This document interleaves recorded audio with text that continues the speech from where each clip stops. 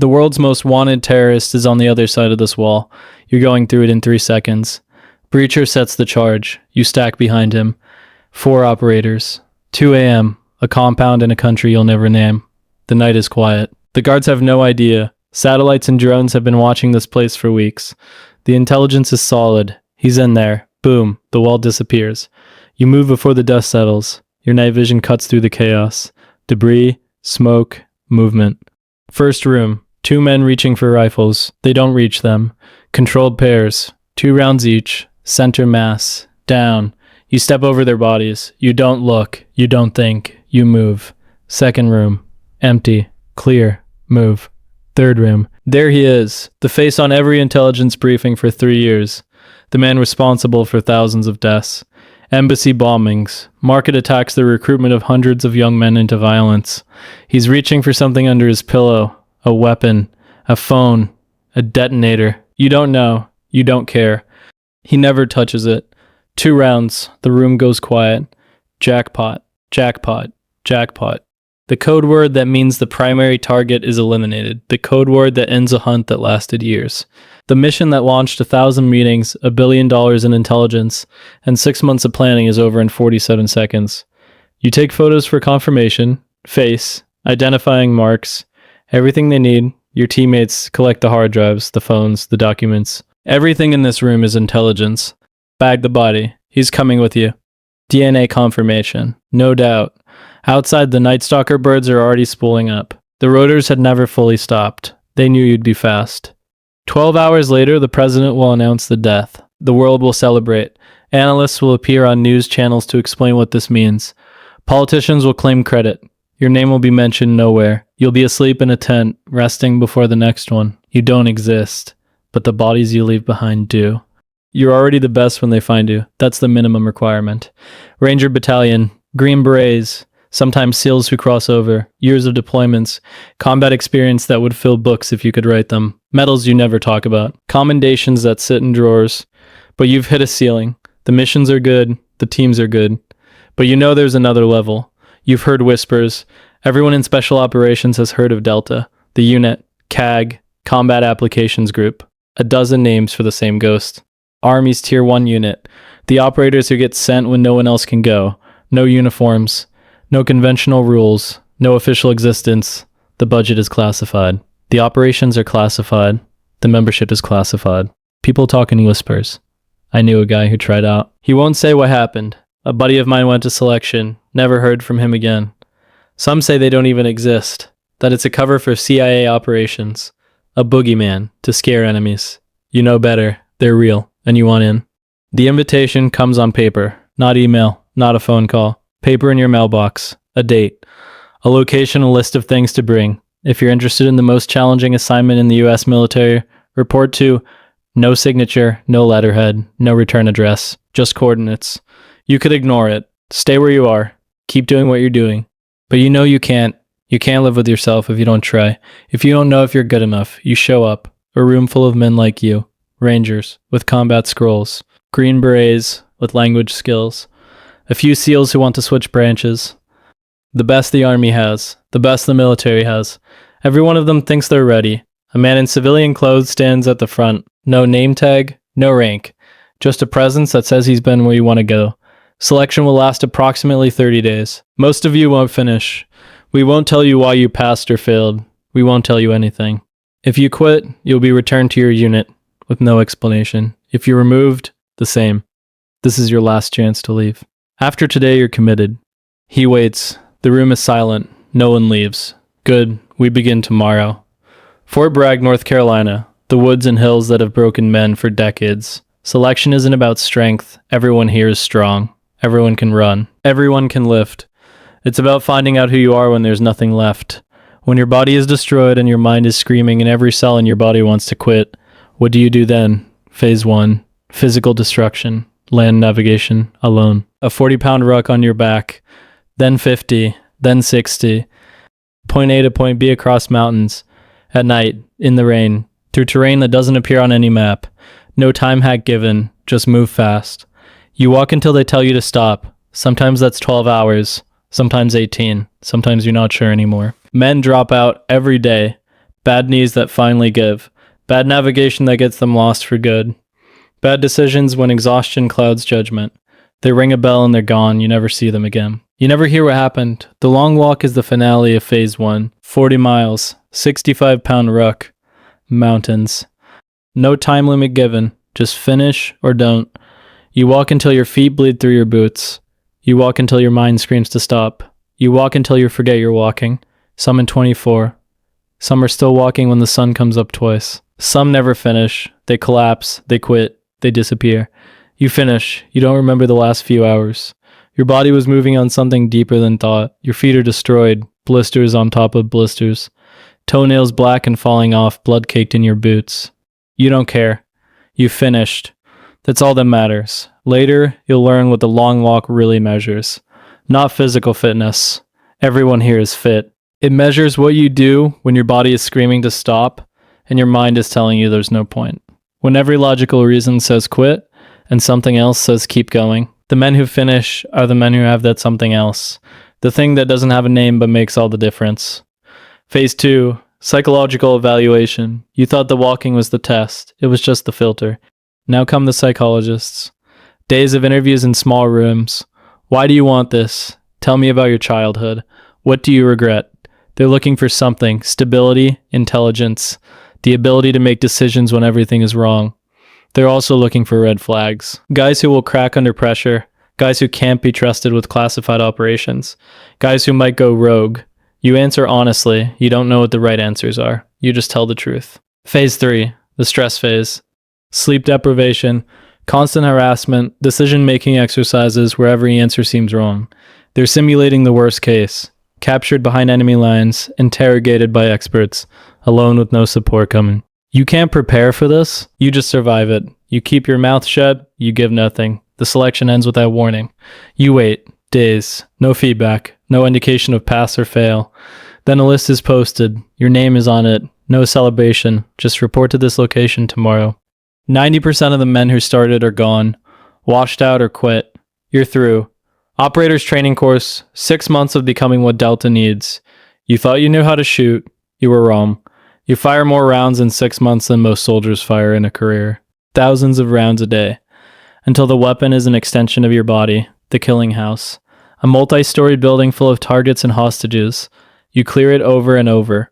You learn to put 2 rounds in a head-sized target while moving. In the dark, with your heart rate at 180, with flash bangs going off, with smoke filling the room. You learn to identify threats in fractions of a second. Weapon or no weapon. Shoot or don't shoot. Failure means removal. There's no second chance on a missed shot. In the real world, a missed shot means a dead hostage or a dead teammate. You don't miss. The shooting becomes instinctive. You don't aim consciously anymore. You see threat, you engage threat. The rounds go where they need to go. You shoot left-handed as well as right-handed. You shoot with injured hands. You shoot in gas masks. You shoot while moving, while falling, while bleeding. You become the weapon. The rifle is just an extension of it. But you're not just a shooter. You're a spy who can fight. Tradecraft. The skills of espionage, surveillance. How to watch a target without being seen. How to blend into a crowd. How to become invisible. Counter-surveillance. How to know if you're being watched. How to lose a tail. How to spot the people trying to spot you. Picking locks. Building explosive charges. Defeating alarm systems. Cover identities, how to become someone else, how to live a legend, how to answer questions you should know the answer to. Foreign languages, enough to pass in 12 countries, enough to understand what they're saying about you. You learn to be invisible before you become deadly. Everyone in Delta can shoot, everyone can fight, but everyone also specializes.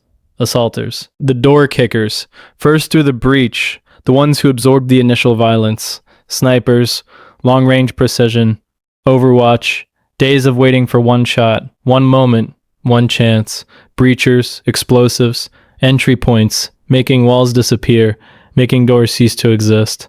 Recce, reconnaissance, eyes on target for days before the assault, living in shadows, gathering the intelligence that makes the mission possible. You find your place, your specialty, the thing you're best at. Some guys are natural breachers. They understand explosives the way musicians understand instruments. They can blow a door and leave the frame standing. They can cut a hole in a wall exactly where it needs to be. Some guys are born snipers, patient, precise, willing to lie in position for days, waiting for one moment, one shot, one chance. Some guys are assaulters. First through the door, the ones who absorb the initial violence and create space for everyone else. You find your place, you train your specialty until it's instinct. But you also train everything else. Because in the field, you might have to do anything. The breacher might go down. The sniper might be needed on the stack. Everyone does everything, even if they specialize. You train with everyone you'll work with. Night Stalkers who'll fly you in. ISA who'll find the targets. CIA who'll provide the intelligence. You learn their language, their methods, their capabilities. By the end of OTC, you're not just an operator. You're part of a machine, a system designed to find and eliminate the nation's enemies. You understand now why selection was so brutal, why they washed out 90% of candidates. It wasn't cruelty, it was necessity.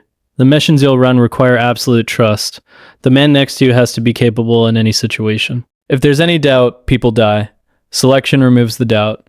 If you're here, you've proven yourself. If someone else is here, they've proven themselves too. That's why the culture works. That's why rank doesn't matter. Everyone has already passed the same impossible test. You've earned the right to be here. Everyone has. The graduation is nothing. No ceremony. No fanfare. No family watching. Just a new ID card. Access to a classified compound. A locker with no name on it. You're Delta now. For real. The compound. Fort Bragg. Inside the fence of a fence of a fence. They call it Wally World because nothing about it is official. The sign outside says something boring. The buildings look abandoned from the road. Inside, it's the most advanced special operations training facility in the world. Shooting ranges that replicate any environment. Kill houses that can be reconfigured overnight. Classrooms with intelligence feeds from every agency. The structure is simple. Squadrons. A, B, C, D. Each has its own personality, its own focus, its own history. Troops within squadrons. Teams within troops. You're assigned based on skills and needs. Assaulter, sniper, breacher. Whatever the unit needs right now. The culture is unlike anything else in the military. No uniforms. Jeans and t-shirts in the compound. Beards if you want them. Long hair if the mission requires it. No saluting. First names only. The officer-enlisted divide that defines the rest of the army barely exists here. What matters is competence. Results. Can you do the job when it matters? The hierarchy is flat. The newest guy can tell the commanding officer he's wrong. If he's right, he's right. You're surrounded by the best soldiers on Earth, and they expect you to keep up. Every day, the gear is whatever you need. Any weapon you want, any equipment you need. Custom rifles built to your specifications. Experimental optics that don't exist anywhere else. Budget that never seems to run out. If you need something for a mission, you get it. You test things here that won't reach regular units for a decade. Technology that's officially still in development. The reality is this: you're a government weapon. Aimed at the nation's worst enemies, no rules of engagement except accomplish the mission and don't get caught. You work in places the US isn't supposed to be, doing things the US doesn't admit to doing. If you die, the cover story is already written. Training accident, natural causes. Whatever works. Your family will get a flag and a lie. You accept this. Everyone here accepts it. You signed up knowing the deal. But accepting it intellectually and living it are different things. You write letters, just in case. Letters your wife might read someday. Letters explaining nothing and everything. I did things I can't tell you about. I did them because they needed to be done. I hope you understand. You hope she never has to read them. But they exist, just in case. The deployment comes faster than you expected.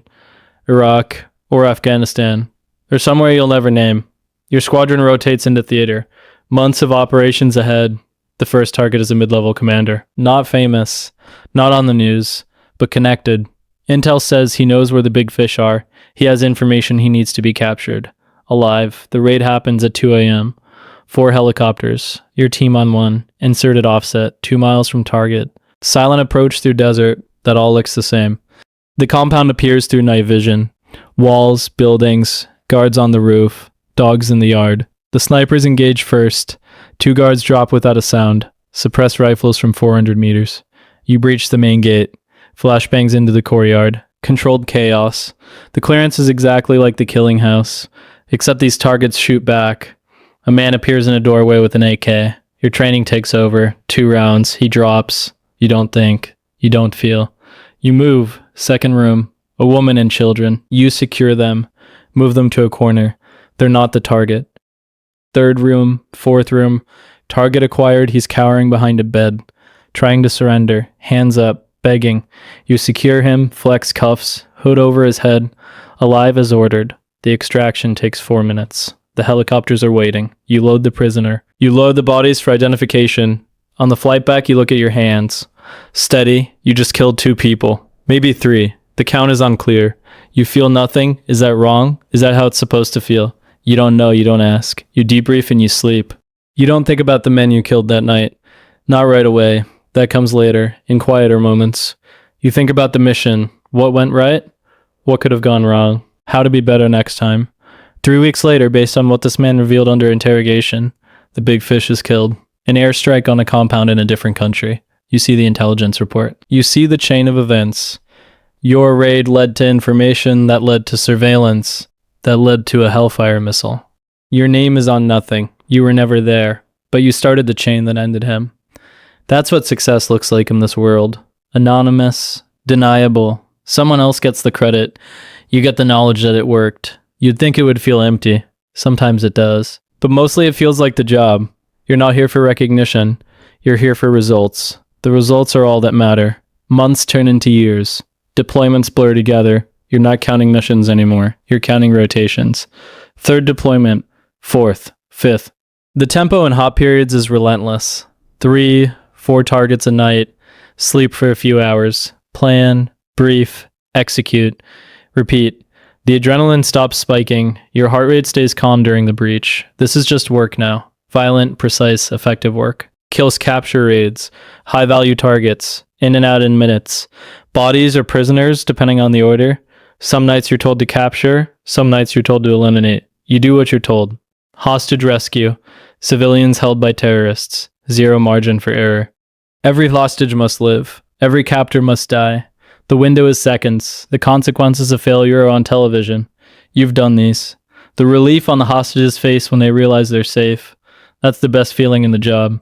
You remember a journalist, held for 8 months, convinced she was going to die every single day. You came through the door at 3 a.m. She was in the corner blindfolded. When you took the blindfold off, she didn't believe it at first. Couldn't process that she was safe. Then she started crying. Not sobbing. Just tears rolling down her face. While she stared at you like you weren't real. I got you. You're going home. A month later, she wrote a letter to the soldiers who saved me. It made its way to the compound. You read it alone. She talked about hope, about giving up, about the moment the door exploded and everything changed.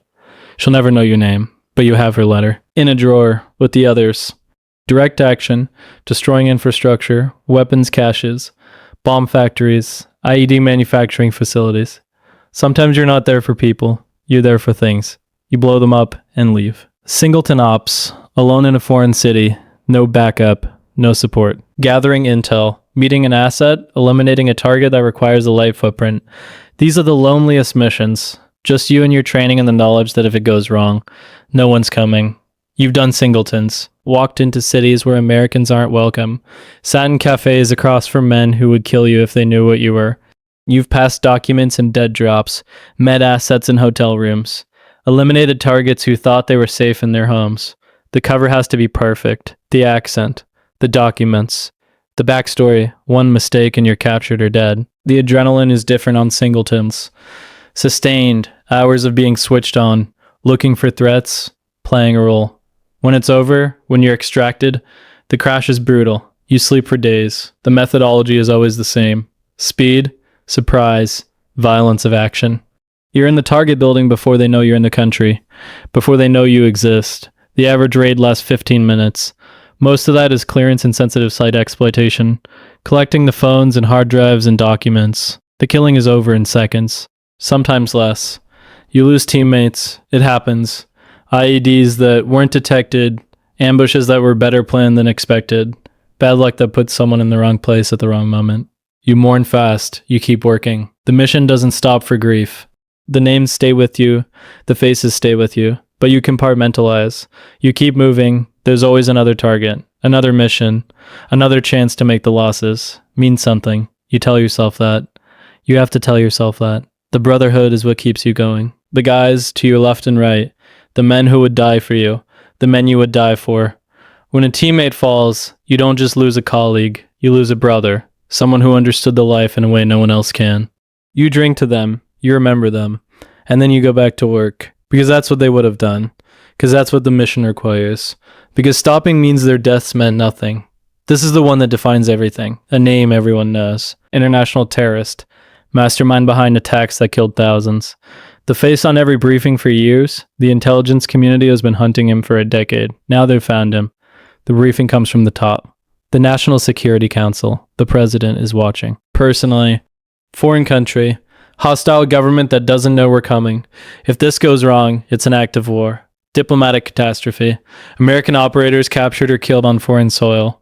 No backup, no rescue if it goes wrong. Success or death. Your squadron is selected, a month of preparation, a full-scale replica of the compound built at a classified location. You walk through it 100 times.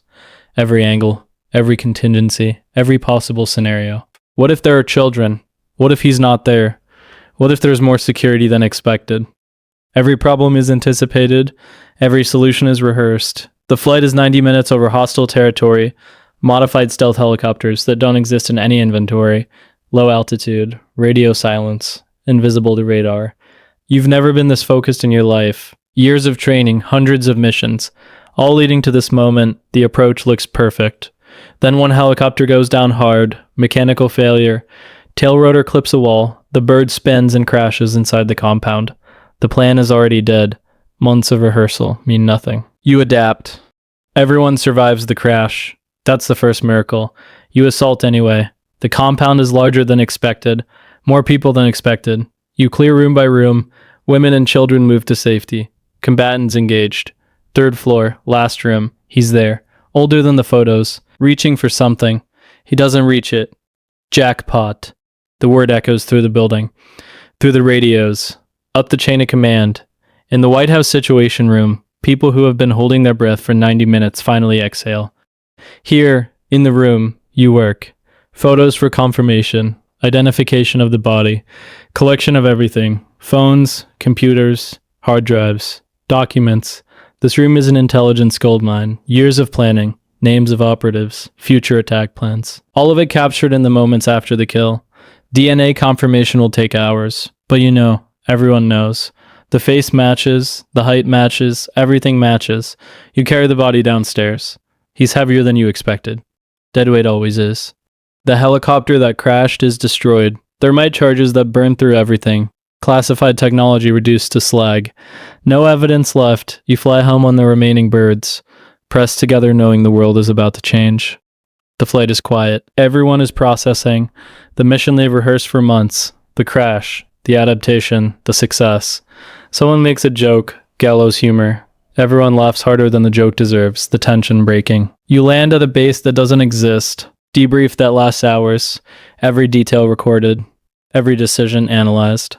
Then you sleep. The deepest sleep you've had in months. Years of hunting. One night of success. By morning, the president is speaking. The news is everywhere. Everyone has an opinion. The talking heads analyze what it means. The politicians claim credit. The historians start writing their books. You watch for a few minutes, then you turn it off. They don't know. They'll never know. The speech talks about American forces. The movies will invent characters. None of them will be you. None of them will be real. And that's fine. That's the job. That's what you signed up for. Your name is nowhere. You don't exist.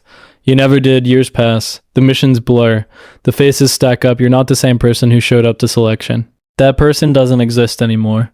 The physical toll is real. Blown eardrums from breaching charges. The ringing never stops. Bad knees from hard landings and heavy rooks. Stairs are a challenge now. Scars you don't explain. Injuries that don't appear in any medical record. Wounds treated by docs who don't file paperwork. You're 38, but your body is 60. Maybe older. The mental toll is worse. The faces. All the faces.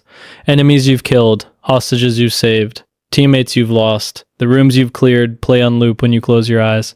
The moment before the breach. The moment after. You drink more than you should. Sleep less than you need. The nightmares don't stop.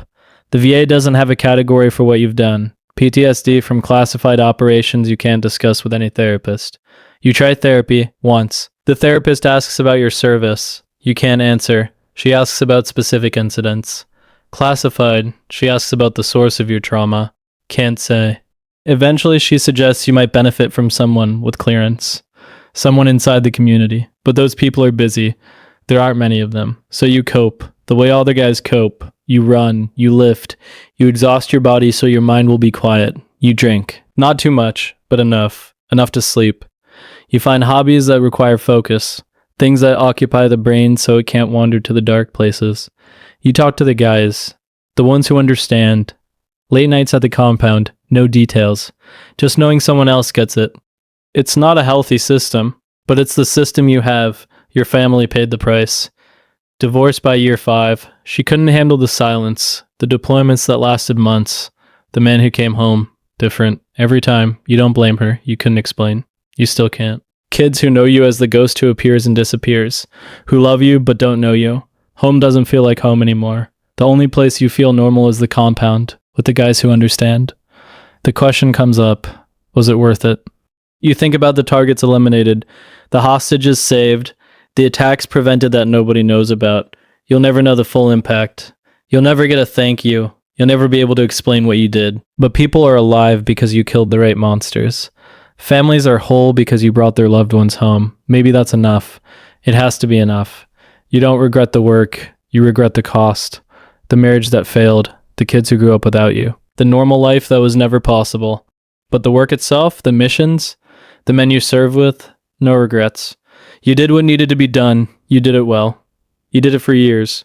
Not everyone can say that. Not everyone got the chance. You think about the guys who didn't make it through selection. The guys who washed out of OTC. The guys who wanted to be here but couldn't. You made it. You earned your place. You did the work. That means something. Even if you can never explain it to anyone, eventually, even Delta operators age out.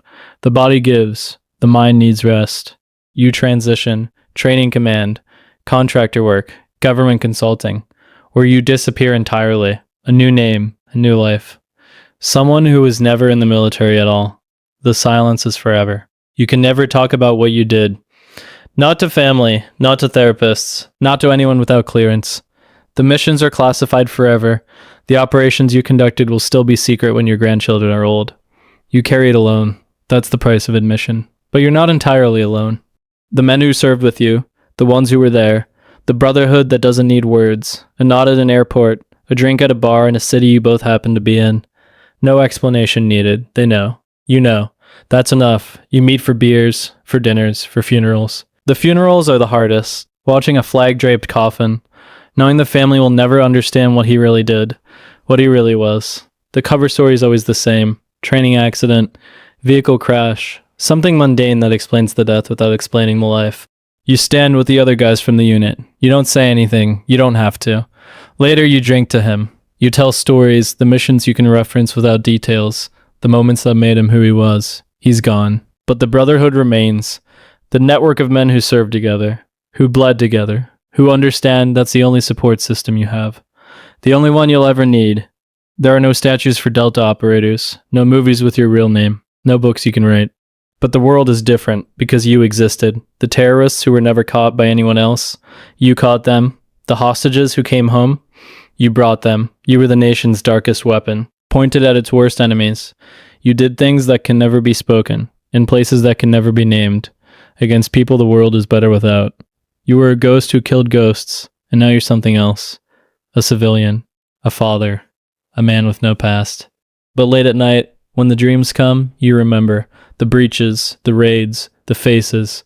You remember everything. You were Delta, you were the best. The breaches, the raids, the faces, the compound at night, the killing house. The endless repetitions that made you what you are. The teammates who became brothers. The ones who are still alive. The ones who aren't. The targets who thought they were untouchable, they weren't. The hostages who thought they would die in a dark room somewhere, they didn't. The world that sleeps peacefully because men like you exist. Because men like you are willing to do the things that can't be talked about. You are the sharp end of the spear, the quiet professionals, the men who don't exist. And now you're something else, someone else. But you were here, you did this, you mattered, even if no one ever knows. That's the legacy of Delta, the unit, CAG, whatever name they're using now. Men who were never here.